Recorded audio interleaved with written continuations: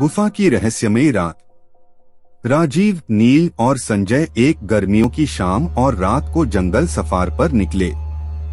उन्होंने सुना था कि वहाँ का पुराना गुफा रात को भूतिया होता है, लेकिन वे उसे मानते नहीं थे। जब वे गुफा पहुँचे तो उन्हें उसकी अद्भुतता और भव्यता की प्रशंसा करते हुए उसकी खोज में डूबने की तैयारी करने लगे। गुफा के अंदर पहुंचते ही वे दीवारों पर बने हुए चित्रों और अजीब चीजों को देखने लगे। राजीव ने एक रहस्यमयी कवर्ड पर दिखाई देने वाली पुरानी किताब को उठाया। इसे देखो, उसने कहा, यह किताब यहाँ कैसे आ सकती है? नील ने उत्साहित होकर उसे खोला और पढ़ने लगा।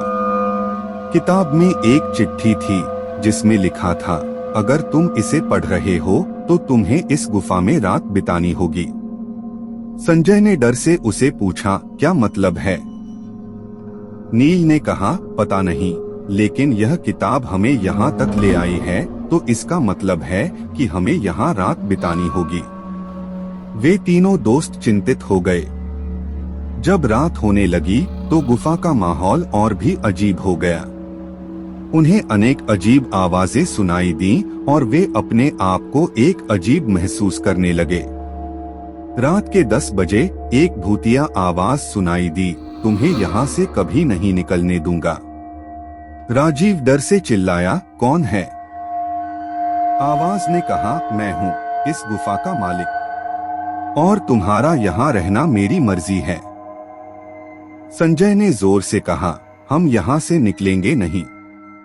नील ने त्वरित देखा कि उसके पास वही किताब और चिट्ठी थी जिसमें लिखा था कि वह गुफा से निकल सकते हैं।